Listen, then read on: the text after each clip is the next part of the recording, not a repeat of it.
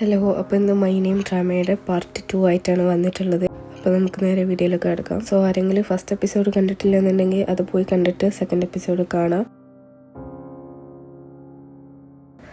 അപ്പോൾ ഫസ്റ്റ് എപ്പിസോഡിൻ്റെ ലാസ്റ്റിൽ നമ്മൾ കണ്ടത് അവളുടെ അച്ഛൻ മരിക്കുന്ന സീനാണ്. സെക്കൻഡ് എപ്പിസോഡിൻ്റെ തുടക്കത്തിൽ നമ്മൾ കാണുന്നത് അവളുടെ അച്ഛൻ്റെ ചടങ്ങിൻ്റെ കാര്യങ്ങളാണ്. അപ്പോൾ ചടങ്ങിലേക്ക് ഒരു വലിയ ഗ്യാങ്ങിന് കടന്നു വരുന്നുണ്ട്. അപ്പോൾ മേ ബി ഇതായിരിക്കണം അവരുടെ ബോസ്. അവളുടെ അച്ഛൻ ഒരു ഗാങ്സ്റ്റർ ആണല്ലോ, അപ്പോൾ അങ്ങനെ ആവാം. അങ്ങനെ അദ്ദേഹം ഒരു സിഗരറ്റ് എടുത്ത് കത്തിച്ചിട്ട് അത് അച്ഛൻ്റെ അവിടെ വെച്ച് കൊടുക്കുന്നുണ്ട്.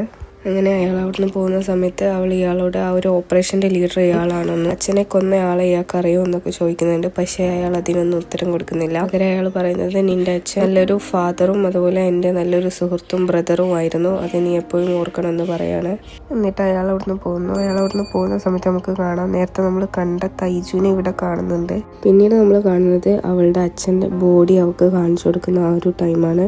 ഈ സമയത്ത് അവിടെ ഉണ്ടായിരുന്ന ഡോക്ടർ അവളോട് അച്ഛൻ്റെ അടുത്ത് വന്നിട്ട് നല്ലൊരു ഗുഡ് ബൈ പറയാനൊക്കെ പറയുന്നുണ്ട്. അതുപോലെ കൈ പിടിച്ചിട്ട് സംസാരിക്കാനും പറയാണ്. പക്ഷെ അവൾ അച്ഛൻ്റെ അടുത്ത് വന്നിട്ട് കുറച്ച് നേരം സൈലൻ്റ് ആയി നിൽക്കുകയാണ്. ശേഷം അവൾ അച്ഛൻ്റെ കൈ പിടിക്കുന്ന സമയത്ത് അവൾക്ക് അച്ഛൻ്റെ കൂടെ ഉണ്ടായിരുന്ന നല്ല നല്ല ഓർമ്മകൾ വരുന്നുണ്ട്. അച്ഛൻ്റെ കൂടെ ബീച്ചിൽ പോയതും അവിടെ നിന്ന് അച്ഛൻ്റെ ആഗ്രഹങ്ങൾ അച്ഛൻ അവളോട് പറഞ്ഞതുമായ എല്ലാതും ഒക്കെ ഓർമ്മ വരുന്നുണ്ട്. അച്ഛന് ബീച്ചിലൊരു വീട് വേണമെന്നായിരുന്നു സ്വപ്നം, ആഗ്രഹം. അപ്പം അത് നടക്കണമെങ്കിൽ കുറച്ച് ടൈം എടുക്കും. അങ്ങനത്തെ കാര്യങ്ങളൊക്കെയാണ് അച്ഛൻ അവളോട് പറയുന്നത്. അങ്ങനെ ഇതൊക്കെ ആലോചിച്ചുകൊണ്ട് അവളവിടെ നിന്ന് പൊട്ടി കരഞ്ഞുകൊണ്ടിരിക്കുകയാണ്.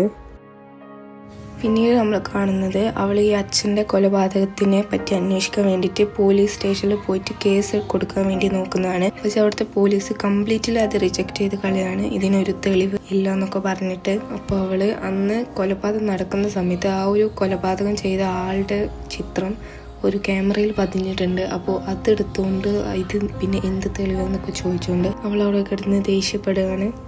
ഈ സമയത്താണ് ആ പോലീസ് ഓഫീസർ, നിന്റെ അച്ഛനോട് അവസാനമായി സംസാരിച്ചത് നീയാണ് നിന്റെ അച്ഛനെ ഇവിടെ കൊണ്ടുവന്ന് എത്തിച്ചത്. നിന്റെ അച്ഛൻ എന്ന് പറയുന്നത് നിങ്ങൾ അന്വേഷിച്ചുകൊണ്ടിരിക്കുന്ന ഒരു പ്രതിയാണെന്ന് പറഞ്ഞിട്ട് നമ്പർ 1 വാണ്ടഡ് ലിസ്റ്റിൽ നമ്പർ 1 അയാളാണെന്നൊക്കെ പറയാണ്. അപ്പോൾ നീയാണ് നിന്റെ അച്ഛനെ ഇവിടെ എത്തിച്ചത്, ഞങ്ങൾ അന്വേഷിച്ചിട്ട് കിട്ടാത്ത അച്ഛനെ എത്തിച്ചത് നീയാണ് എന്ന് അയാൾ പറയാണ്. അപ്പോൾ അവള് അവസാനമായി അച്ഛനെ കോൾ ചെയ്തിട്ട് താൻ എന്താ പറഞ്ഞതെന്ന് ആലോചിച്ചെടുക്കുകയാണ്. അതായത് അവൾ അപ്പോൾ പറഞ്ഞത് ഇനി എനിക്ക് അച്ഛനില്ല, അച്ഛൻ മരിച്ച പോലെയാണെന്നൊക്കെയാണ്. അപ്പോൾ ഇതൊക്കെ ആലോചിച്ചിട്ട് അവൾ അവിടെ സ്റ്റക്കായി നിൽക്കുകയാണ്. പിന്നീട് നമ്മൾ കാണുന്നത് നേരത്തെ നമ്മൾ കണ്ട ആ ഒരു ബോസിനെയാണ്. അപ്പോൾ ഇയാളുടെ പേരാണ് ചോയ് മുജി, നമുക്ക് ഇയാൾ മുജി എന്ന് വിളിക്കാം. മുജിൻ്റെ ഓഫീസിലേക്ക് തൻ്റെ അസിസ്റ്റൻ്റായി തയ്ച്ചു വരികയാണ്. എന്നിട്ട് സാർ ഇത് കാണണമെന്ന് പറഞ്ഞിട്ട് CCTV ഓണാക്കുകയാണ്. അപ്പോൾ നമ്മൾ കാണുന്നത് യുജിവു അവിടെ വന്നിട്ടുണ്ടാവും. അങ്ങനെ അയാൾ അവളെ അകത്തേക്ക് കയറ്റി അയക്കാൻ പറയും. അവൾ പോകുന്ന സമയത്ത് അവിടെയെല്ലാം നോക്കുമ്പോൾ കംപ്ലീറ്റ്ലി ഒരു ഡ്രഗ്സ് മാഫിയ തന്നെ അവിടെ നടന്നുകൊണ്ടിരിക്കുകയാണ്. അങ്ങനെ അവൾ അവസാനം ആ ഒരു മുജിൻ്റെ ഓഫീസിലേക്ക് എത്തുകയാണ്. ഇനി എന്തൊക്കെ നമുക്ക് വരുന്ന എപ്പിസോഡിൽ കണ്ടറിയാം, എന്തൊക്കെ ഇനി സംഭവിക്കും, അവളുടെ അച്ഛനെ കൊന്ന കൊലപാതകി ആരാണോ എന്നൊക്കെ നമുക്ക് വരുന്ന എപ്പിസോഡിൽ കണ്ടറിയാം. അപ്പോൾ ഇന്നത്തെ വീഡിയോ നല്ല ലോങ് വീഡിയോ ഒന്നുമല്ല, പക്ഷെ എന്നാലും ഇഷ്ടപ്പെട്ടിട്ടുണ്ടെങ്കിൽ ലൈക്ക് ചെയ്യുക, ഷെയർ ചെയ്യുക. പിന്നെ നെക്സ്റ്റ് എപ്പിസോഡ് കാണാനായിട്ട് ഇപ്പോൾ തന്നെ സബ്സ്ക്രൈബ് ചെയ്ത് വെക്കുക. ഞാൻ എപ്പിസോഡ് 1ൻ്റെ 3rd പാർട്ടുമായിട്ട് അടുത്ത വീഡിയോയിൽ വരാം.